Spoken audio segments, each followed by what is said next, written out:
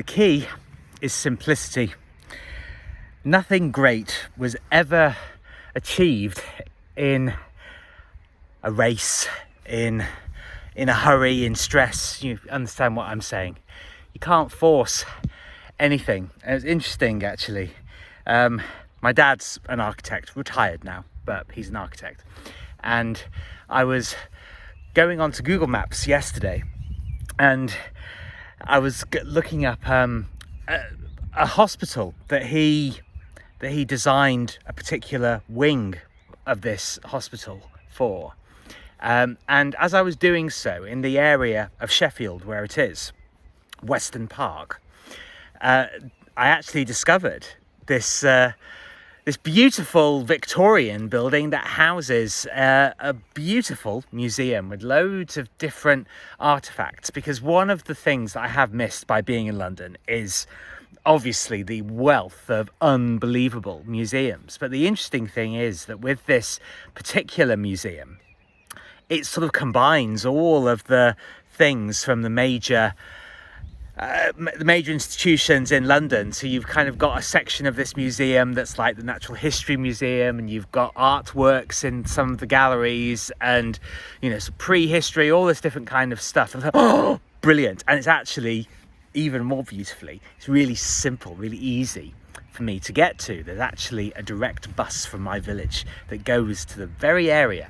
And the thing is, the reason I'm talking about this is because I had a very clear and specific purpose for going on to Google Maps. And when you do that, when you actually act decisively, what happens is that once you've opened that door, well, loads of other windows present themselves as well.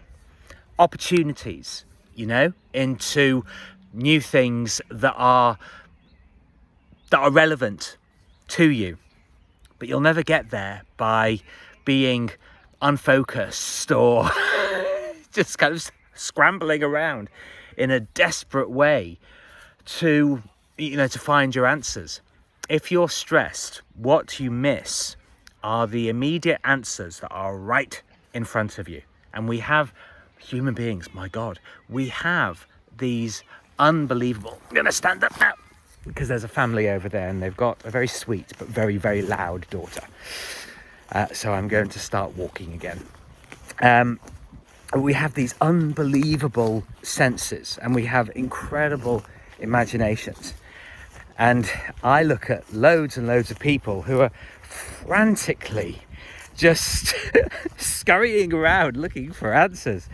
And they don't have the eyes to see, the ears to hear, the nose to smell what's immediately in front of them. The very solutions that they're looking for, they will miss by not being focused. The key is simplicity, of getting out of your own way. This is a really big thing, actually. Because we all have incredible gifts. If only we would invest our time in those rather than scrambling around and being, and this is a big thing, being resentful. And frankly, from what I see a lot on Twitter, is doing the enemy's work for them. And I think the biggest example of doing the enemy's work for them is living in a tiny way, belittling yourself. It's not other people. It's not other people. The only reason that we can be belittled by people is because we're already belittling ourselves. Thinking small. I was engaging on Twitter, and there was this girl who posted an article about these pre-prepared, sort of prefabricated pods that were solar ready. And I started commenting on them, basically saying, my God, is this the modern communist's dream? It's so sad. And so, I don't know, ask a communist. And people don't realize that they're engaging in the acts that will make them small. And I said, solar ready, People have no idea that they believe that they're acting nobly, but they're actually doing the enemy's work for them. And she got very, very annoyed at me and called me a bully and then blocked me. But the thing is, these days, if you tell the truth and you get blocked, you kind of know you're doing something right, you know?